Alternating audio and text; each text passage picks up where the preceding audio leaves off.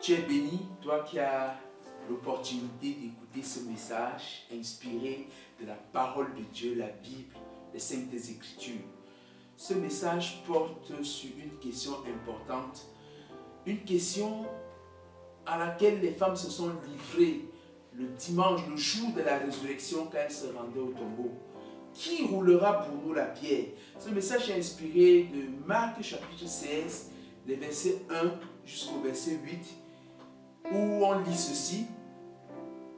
Lorsque le sabbat fut passé, Marie de Magdala, Marie mère de Jacques et Salomé achetaient des aromates afin d'aller embaumer Jésus. Le premier jour de la semaine, elle se rendit au sépulcre de grand matin, comme le soleil venait de se lever. Elle disait entre elles, qui nous roulera la pierre de l'entrée du sépulcre? Et levant les yeux, elles aperçurent que la pierre, qui était très grande, avait été roulée. Elles entrèrent dans le sépulcre, virent un jeune homme assis à droite, vêtu d'une robe blanche, et elles furent épouvantées. Il leur dit, ne vous épouvantez pas, vous cherchez Jésus de Nazareth qui a été crucifié. Il est ressuscité, il n'est point ici.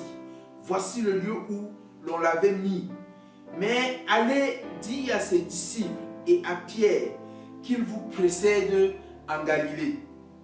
C'est là que vous le verrez comme il vous l'a dit. Elle sortit du sépulcre et s'enfuit. La peur et le trouble les avaient saisis et elle ne dit rien à personne à cause de leur effroi. Qui roulera pour nous la pierre? Les femmes se posaient cette question le matin, le premier jour de la semaine, quand elles se rendaient au sépulcre. Mon frère, ma soeur, toi qui écoutes ce message, je voudrais te dire et t'encourager sur une question importante. Il y a des combats que tu mènes dans ta vie, des solutions que tu recherches alors que Dieu a déjà disposé. Il y a des combats inutiles que tu mènes dans la vie. Il y a des inquiétudes dans lesquelles le diable t'a souvent plongé, te plongeant dans la peur, dans l'effroi, à cause des questions peut-être sur le lendemain, à cause des questions sur le mariage, à cause des questions sur ta santé, à cause des questions sur l'avenir professionnel, à cause des questions sur l'avenir tout simplement. Alors que Dieu a déjà assuré des réponses pour toi par rapport à toutes ces questions. Les femmes se rendent au sépulcre le matin et elles se posent une question.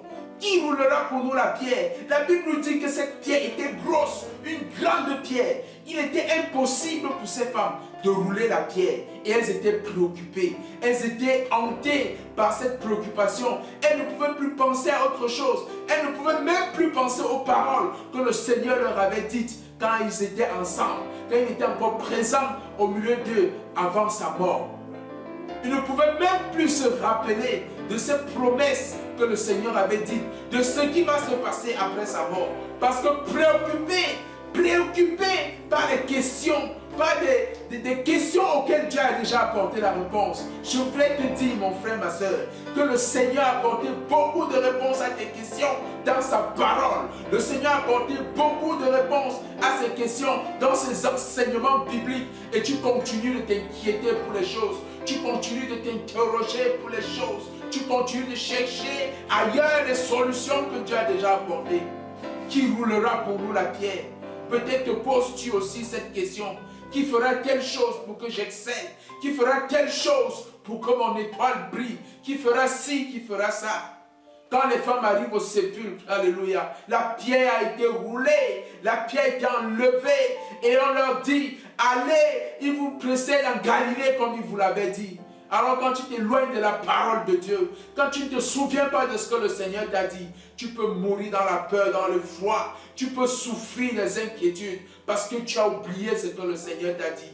qui roulera pour nous la pierre. Je t'encourage à t'enfoncer dans la parole de Dieu, te souvenir de ce que le Seigneur t'a dit et cesse de chercher les solutions que Dieu a déjà données. Alléluia. Que Dieu te bénisse et que sa faveur repose sur toi, que sa grâce soit sur toi pendant que tu fouilles dans sa parole la réponse aux questions que tu te poses dans ta vie. Sois béni au nom puissant de Jésus de Nazareth. Amen.